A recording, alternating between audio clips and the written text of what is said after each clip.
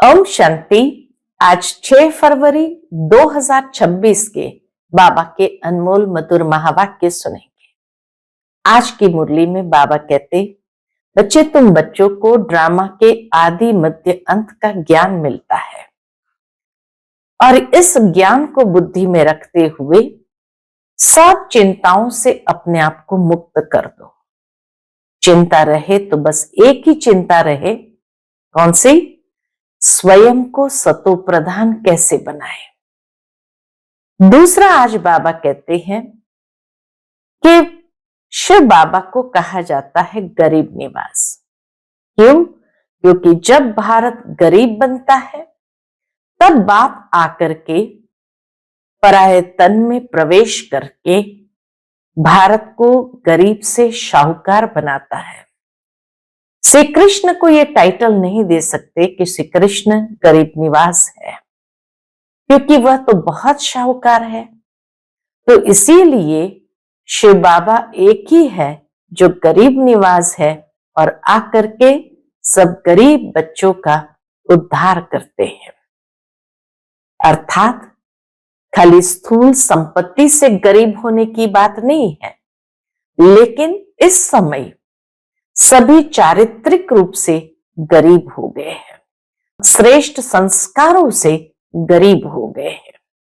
तो ऐसे जब गरीब बच्चे बन जाते हैं तब बाप आकर के उनका कल्याण करते हैं। तो बाबा कहे, ऐसे गरीब निवास बाप के तुम बच्चे सच्चे सच्चे खुदाई खिदमतगार बनते हो और नई दुनिया को याद कर सदा खुशी में रहना है। तो सुनते हैं आज के बाबा के अनमोल मधुर महावाक्य। ओम शांति। मीठे बच्चे, अभी यह चढ़ती कला का समय है।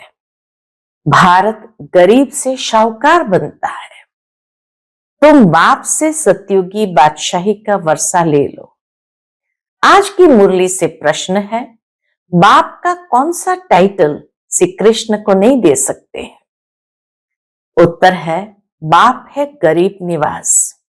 श्री कृष्ण को ऐसे नहीं कहेंगे, वह तो बहुत धनवान है, उनके राज्य में सब शाहूकार है।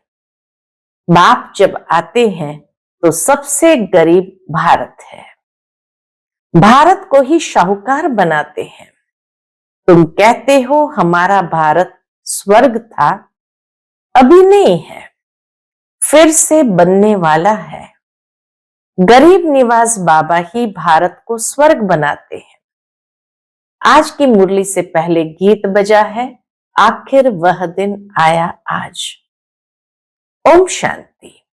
मीठे मीठे रूहानी बच्चों ने यह गीत सुना। जैसे आत्मा गुप्त है और शरीर प्रत्यक्ष है।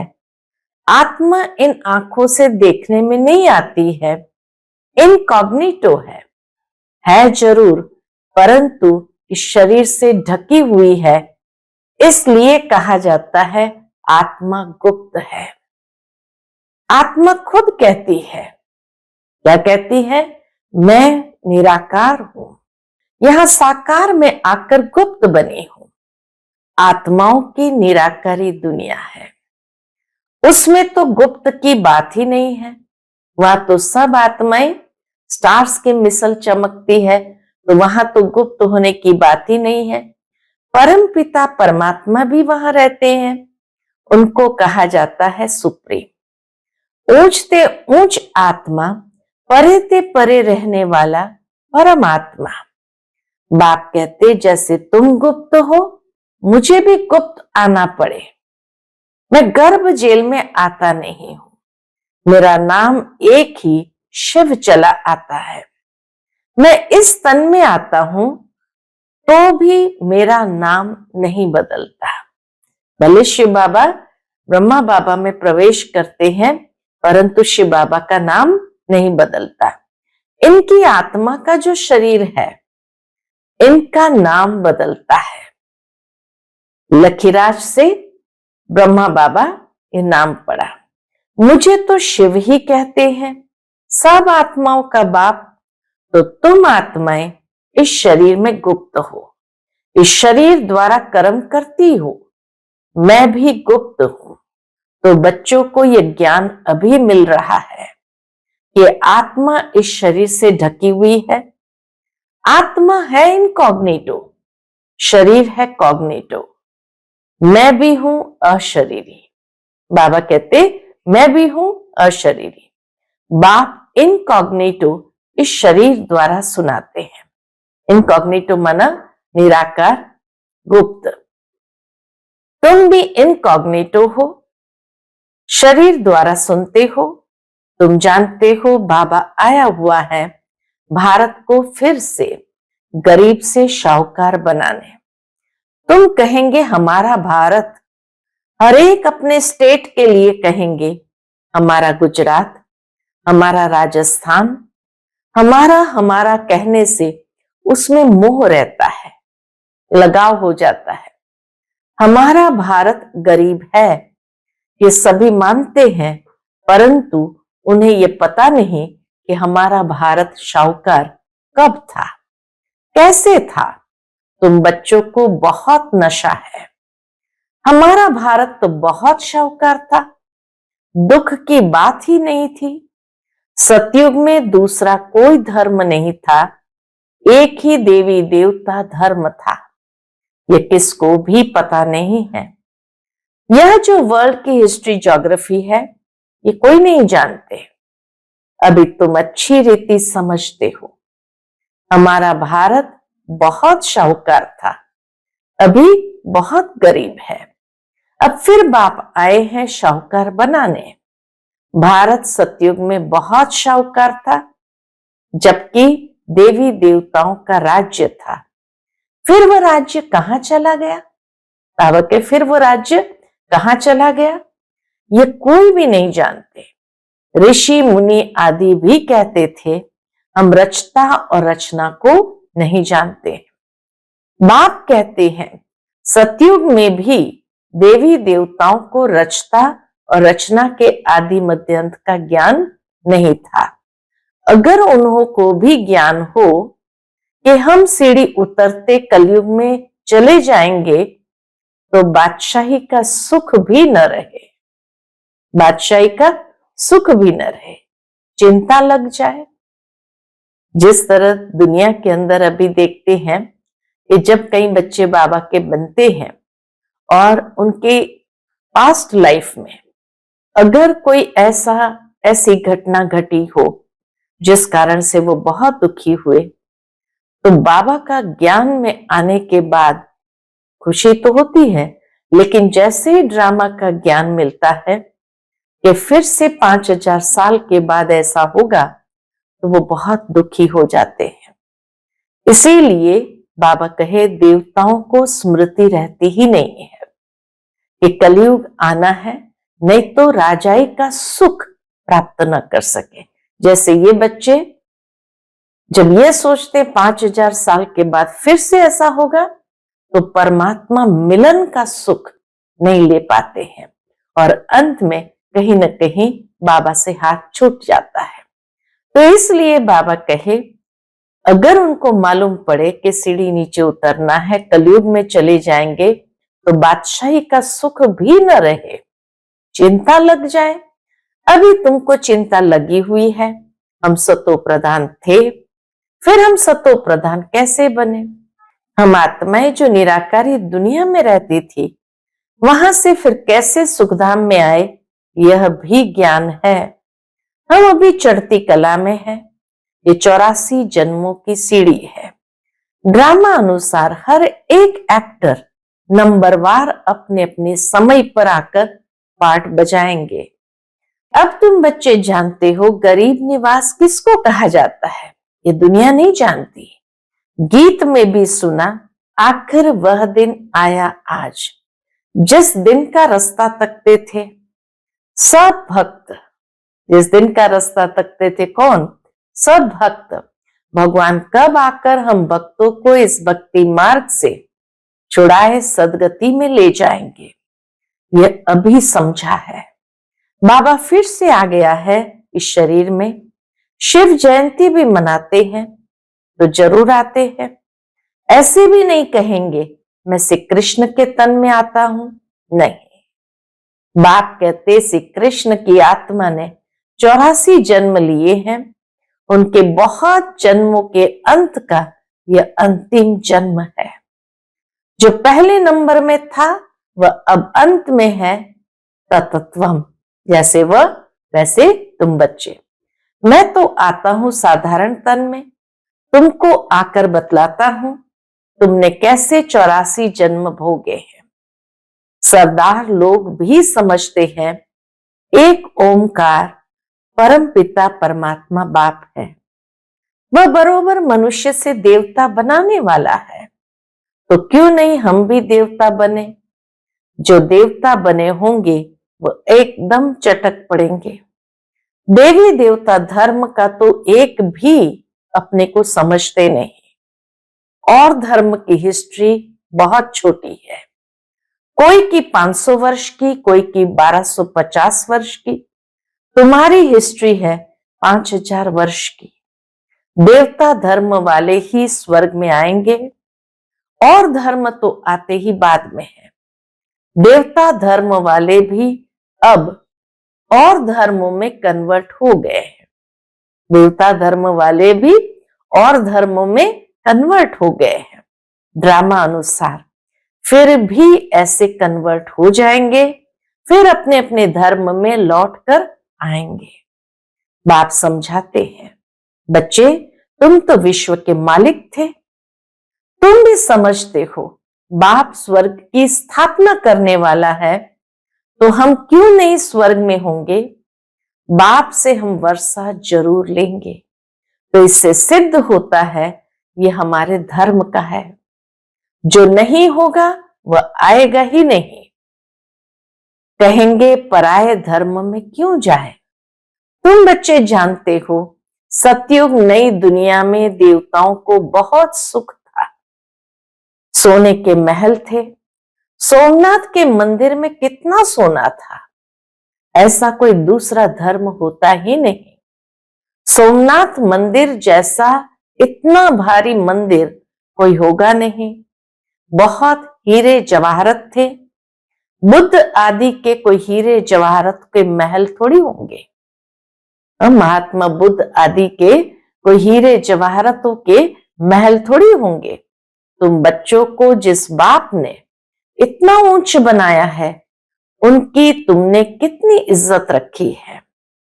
इज्जत रखी जाती है ना, समझते हैं अच्छा कर्म करके गए हैं। समझते हैं कि महात्मा बुद्ध अच्छा कर्म करके गए हैं। अभी तुम जानते हो सबसे अच्छा कर्म पतित पावन बाप ही करके जाते हैं। तुम्हारी आत्मा कहती है सबसे उत्तम से उत्तम सेवा बेहद का बाप आकर करते हैं। क्या सेवा करते, हमको रंग से राव, बेगर से प्रिंस बना देते हैं। जो भारत को स्वर्ग बनाते हैं उनकी अभी इज्जत कोई नहीं रखते। तुम जानते हो ऊंच से ऊंच मंदिर गाया हुआ है जिसको लूट गए। लक्ष्मी नारायण के मंदिर को कभी कोई ने लूटा नहीं, सोमनाथ के मंदिर को लूटा है।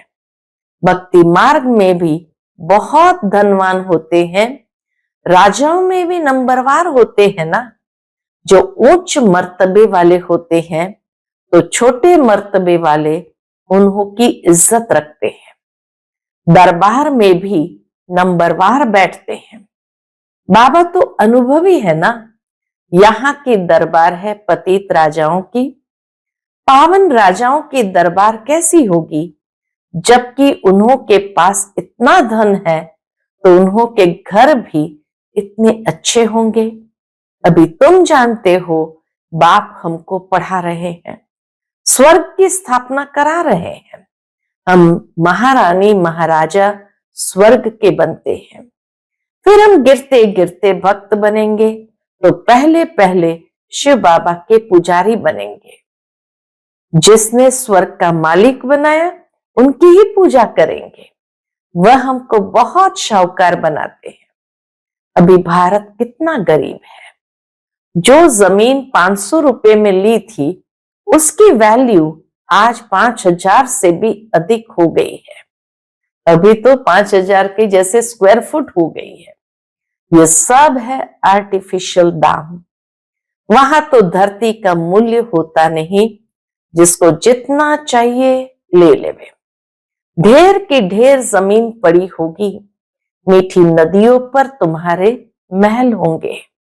मनुष्य बहुत थोड़े होंगे, प्रकृति दासी होगी। फल फूल बहुत अच्छे मिलते रहते हैं।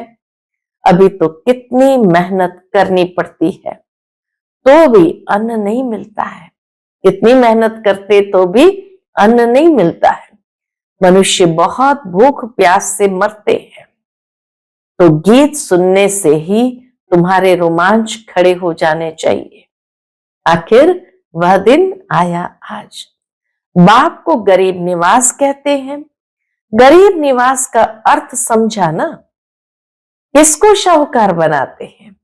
जरूर जहां आएगा उनको शाहूकार बनाएगा ना। तुम बच्चे जानते हो, हमको पावन से पतित बनने में 5,000 वर्ष लगते हैं। अभी फिर फट से बाबा पतित से पावन बनाते हैं, ऊंचते ऊंच बनाते हैं। 1 सेकंड में जीवन मुक्ति मिल जाती है। कहते बाबा हम आपका हो। बाप कहते बच्चे तुम विश्व के मालिक हो। बच्चा पैदा हुआ और वारिस बना, कितनी खुशी होती है। बच्ची को देख चेहरा उतर जाता है। यहां तो सभी आत्माएं बच्चे हैं। अभी पता पड़ा है कि हम 5,000 वर्ष पहले स्वर्ग के मालिक थे। बाबा ने ऐसा बनाया था। शिव जयंती भी मनाते हैं, परंतु यह नहीं जानते कि वह कब आया था। लक्ष्मी नारायण का राज्य था, यह भी कोई नहीं जानते। जयंती मनाते सिर्फ लिंग के बड़े बड़े मंदिर बनाते हैं, परंतु वह कैसे आया, क्या कर किया, कुछ भी नहीं जानते। इसको कहा जाता है ब्लाइंड फेथ, अंधश्रद्धा। उनको ये पता ही नहीं है कि हमारा धर्म कौन सा है, कब स्थापन हुआ। और धर्म वालों को पता है बुद्ध कब आए, तिथि तारीख भी है। शिव बाबा की, लक्ष्मी नारायण की कोई तिथि तारीख नहीं है। 5,000 वर्ष की बात को लाखों वर्ष कह दिया है। लाखों वर्ष की बात किसको याद आ सकेगी? भारत में देवी देवता धर्म कब था ये समझते नहीं है। लाखों वर्ष के हिसाब से तो भारत की आबादी सबसे बड़ी होनी चाहिए। भारत की जमीन भी सबसे बड़ी होनी चाहिए। लाखों वर्ष में कितने मनुष्य पैदा होते, बेशुमार मनुष्य हो जाए। इतने तो है नहीं, और ही कमती हो गए हैं। ये सब बातें बाप बैठ समझाते हैं। मनुष्य सुनते हैं तो कहते हैं ये बातें तो कभी नहीं सुनी, न कोई शास्त्र में पढ़ी। ये वंडरफुल बातें हैं। अभी तुम बच्चों की बुद्धि में सारे चक्र की नॉलेज है। ये बहुत जन्म के अंत में अब पतित आत्मा है। जो सतो प्रधान था सो अब तमो प्रधान है, फिर सतो प्रधान बनना है। तुम आत्माओं को अब शिक्षा मिल रही है। आत्मा कानों द्वारा सुनती है तो शरीर झूलता है, क्योंकि आत्मा सुनती है ना। तो इसीलिए जैसे मगन होकर के झूलते हैं। बरोबर हम आत्माएं 84 जन्म लेती है। 84 जन्म में 84 माँ बाप जरूर मिले होंगे। यह भी हिसाब है ना, बुद्धि में आता है। हम 84 जन्म लेते हैं, फिर कम जन्म लेने वाले भी होंगे। मैक्सिमम 84 जन्म वाले हैं, तो फिर कम जन्म लेने वाले भी होंगे। ऐसे थोड़ी सब 84 जन्म लेंगे। बाप बैठ समझाते हैं शास्त्रों में क्या क्या लिख दिया है। तुम्हारे लिए तो फिर भी 84 जन्म कहते हैं, मेरे लिए तो बाबा कहते हैं तुम्हारे लिए तो फिर भी 84 जन्म कहते हैं, या 84 लाख कहते हैं, लेकिन मेरे लिए तो अनगिनत बेशुमार जन्म कह देते हैं। कण कण में, पत्थर बित्तर में ठोक दिया है। बस जिधर देखता हूं तू ही तू, कृष्ण ही कृष्ण है। मथुरा वृंदावन में ऐसे कहते रहते हैं। कृष्ण ही सर्वव्यापी है। राधे पंथी वाले फिर कहेंगे राधे ही राधे, तुम भी राधे हम भी राधे। तो एक बाप ही बरोबर गरीब निवास है। भारत जो सबसे शाहूकार था, अभी सबसे गरीब बना। इसलिए मुझे भारत में ही आना पड़े। यह बना बनाया ड्रामा है, इसमें जरा भी फर्क नहीं हो सकता। ड्रामा जो शूट हुआ वह हूबहू रिपीट होगा, इसमें पाई का भी फर्क नहीं हो सकता। ड्रामा का भी पता होना चाहिए। ड्रामा माना ड्रामा, वह होते हैं हद के ड्रामा, यह है बेहद का ड्रामा। इस बेहद के ड्रामा के आदि मध्य अंत को कोई नहीं जानते। तो गरीब निवास निराकार भगवान को ही मानेंगे, श्री कृष्ण को नहीं मानेंगे। श्री कृष्ण तो धनवान सतयुग का प्रिंस बनते हैं। भगवान को तो अपना शरीर है नहीं, वह आकर तुम बच्चों को धनवान बनाते हैं, तुमको राजयोग की शिक्षा देते हैं। पढ़ाई से बैरिस्टर आदि बनकर फिर कमाई करते हैं। बाप भी तुमको अभी पढ़ाते हैं। तुम भविष्य में नर से नारायण बनते हो, तुम्हारा जन्म तो होगा ना। ऐसे तो नहीं स्वर्ग कोई समुद्र से निकल आएगा। श्री कृष्ण ने भी जन्म लिया ना। कंसपुरी आदि तो उस समय थी नहीं। श्री कृष्ण का कितना नाम गाया जाता है, उनके बाप का गायन ही नहीं है। श्री कृष्ण के बाप का गायन ही नहीं है। उनका बाप कहाँ है? जरूर श्री कृष्ण किसी का बच्चा होगा ना। श्री कृष्ण जब जन्म लेते हैं तब थोड़े बहुत पतित भी रहते हैं। जब वह बिल्कुल खत्म हो जाते हैं तब वह गद्दी पर बैठते हैं। अर्थात श्री कृष्ण जब तक गद्दी पर बैठे तब तक इस पतित दुनिया के कुछ लोग जरूर रहते हैं, अपना राज्य ले लेते हैं। तब से ही उनका संबंध शुरू होता है। लक्ष्मी नारायण से ही संबंध शुरू होता है। तुम पूरा हिसाब लिखते हो, इनका राज्य इतना समय, फिर इनका इतना समय, तो मनुष्य समझेंगे ये कल्प की आयु बड़ी हो नहीं सकती। 5000 वर्ष का पूरा हिसाब है। तुम बच्चों की बुद्धि में आता है ना, हम कल स्वर्ग के मालिक थे, बाप ने बनाया था, तब तो उनकी हम जयंती मना रहे हैं। हम बाबा ने आकर हमें स्वर्ग का मालिक बनाया था, तब तो उनकी हम शिव जयंती मना रहे हैं। तुम सबको जानते हो। क्राइस्ट, गुरु नानक आदि फिर कब आएंगे ये तुमको नॉलेज है। वर्ल्ड की हिस्ट्री, ज्योग्राफी हूबहू रिपीट होती है। ये पढ़ाई कितनी सहज है। बाबा कहते ये पढ़ाई कितनी सहज है। तुम स्वर्ग को जानते हो, बरोबर भारत स्वर्ग था।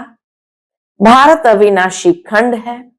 भारत जैसी महिमा और कोई की हो न सके।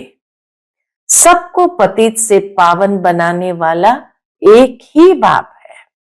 अच्छा, मीठे मीठे सिकिलते बच्चों प्रति माता पिता बाप दादा का याद प्यार और गुड मॉर्निंग। रूहानी बाप की रूहानी बच्चों को नमस्ते। हम सभी रूहानी बच्चों की रूहानी माता पिता बाप दादा को याद प्यार, गुड मॉर्निंग और नमस्ते। नमस्ते, शुक्रिया बाबा, शुक्रिया। आज की मुरली से धारणा के लिए मुख्य सार है। पहली पॉइंट, ड्रामा के आदि मध्य अंत का ज्ञान बुद्धि में रखते हुए सब चिंताएं छोड़ देनी है। एक सतो प्रधान बनने की चिंता रखनी है। दूसरी पॉइंट, गरीब निवास बाबा भारत को गरीब से शाहूकार बनाने आए हैं। उनका पूरा पूरा मददगार बनना है। अपनी नई दुनिया को याद कर सदा खुशी में रहना है। आज का बाप दादा का मधुर वरदान हम बच्चों के प्रति है, दिल में सदा एक राम को बसाकर सच्ची सेवा करने वाले माया जीत विजयी भव। दिल में सदा एक राम को बसाकर सच्ची सेवा करने वाले माया जीत विजयी भव। हनुमान की विशेषता दिखाते हैं कि वह सदा सेवाधारी महावीर था, इसलिए खुद नहीं जला लेकिन पूंछ द्वारा लंका जला दी। तो यहां भी जो सदा सेवाधारी है वही माया के अधिकार को खत्म कर सकते हैं। जो सेवाधारी नहीं वह माया के राज्य को जला नहीं सकते। हनुमान के दिल में सदा एक राम बसता था, तो बाप के सिवाय और कोई दिल में न हो, अपने देह की स्मृति भी न हो, तब माया जीत विजयी बनेंगे। आज का स्लोगन है, जैसे आत्मा और शरीर कंबाइन है, ऐसे आप बाप के साथ कंबाइन रहो। जैसे आत्मा और शरीर कंबाइन है, ऐसे आप बाप के साथ कंबाइंड रहो। आज का अव्यक्त इशारा है, एकता और विश्वास की विशेषता द्वारा सफलता संपन्न बनो। संगठन में हर एक की विशेषता को देखना, विशेषता ही ग्रहण करना और कमजोरियों को मिटाने का प्रयत्न करना, यही विधि है एकता का संगठन मजबूत करने की। जैसे आप सबका उठना, बोलना, चलना एक जैसा है, या सबकी एक जैसी बातें, एक ही गति, एक ही रीति, एक ही नीति है, ऐसे ही संस्कार भी समान दिखाई दे। भिन्नता होते भी एक दो में विश्वास रख, सबके विचारों को सत्कार दो, यही एकता का आधार है। अच्छा, ओम शांति।